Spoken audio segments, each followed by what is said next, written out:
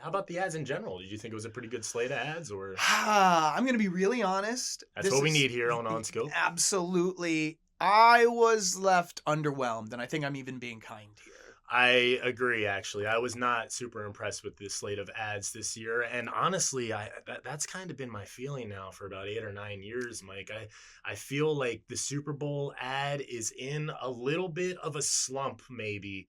It just seems like the ads have gotten very formulaic. Mm-hmm. You're sort of just checking the boxes. We were saying the ads feel like they can fit into three different categories, right? Yes. There's Yeah, I like love the this. the nostalgia Yep. category.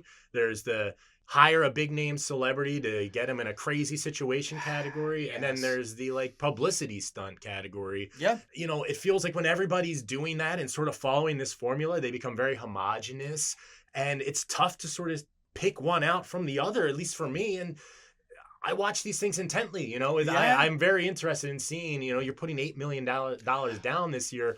What are you going to do with this real estate, which is very clearly still valuable? Yeah. I mean, that's the part for me that is wild. You are spending $8 million to get your foot in the door to then show the creative that you presumably spent maybe tens of millions of dollars on. And yeah, I was sitting there and there are like 3 Oscar-winning actors in the same ad, and I'm like, I don't remember a thing that happened in that ad. But Yeah. like the amount of money and the amount of work that you went through to get that talent lineup, Mm-hmm. to just put them in silly outfits and like have them interact with CGI for 30 seconds, it was wild to me. Yeah, Wild. and I certainly I don't want to suggest that nobody know that these people don't know what they're doing. Clearly Oh they yeah, do. You come don't on. get into these roles without Obviously. having some experience, some demonstrated success. But as someone from the outside looking in who hasn't worked on any Super Bowl ads, I do wonder, like, what's the ROI on these things? They cost you $8 million. I'm wondering how you're showing an $8.5 million return on these things. Like, how are you getting into the black? And if you're not, why are your CEO and your CFO going to care?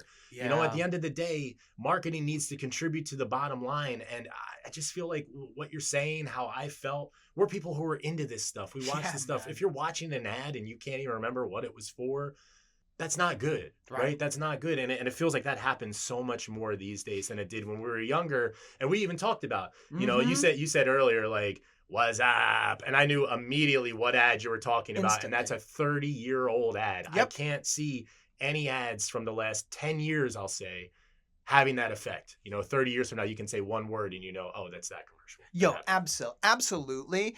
And I think that a part of this is kind of a weird natural evolution, but we've gotten to the point where the Super Bowl is such a big deal that there are agencies that only make Super Bowl ads. And if that's all you do, you're going to develop a formula no matter what. Right. Do you really want to dump all of that money into a formula no matter how tried and true and trusted people claim it to be? Sure.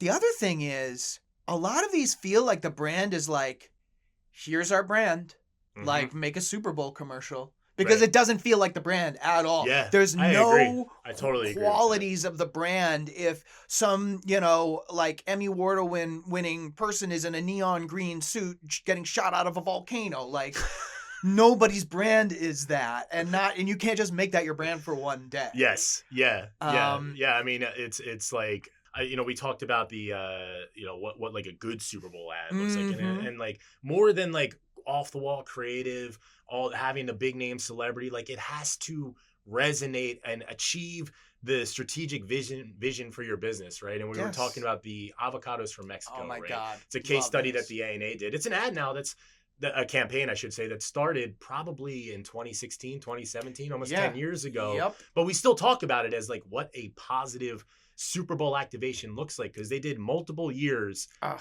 They had very minimal marketing budget. They basically only could buy a Super Bowl ad, and we're like, okay, we need to maximize this real estate.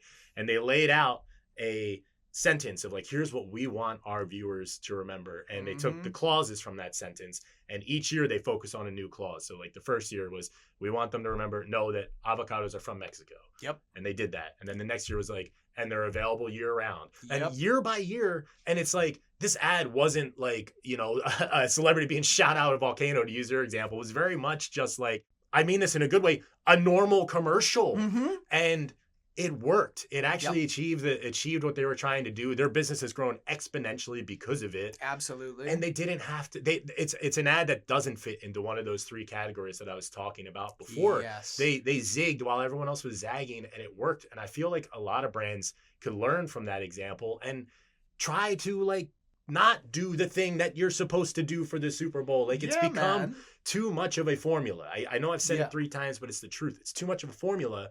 It's starting to now like you're just fading into like the noise. Absolutely. I would say this. Here's a quick way to make sure you're not losing the plot when you're putting up together. We've only got 360 days to go, folks, for your next opportunity to air a Super Bowl ad. So use the 6-year-old approach.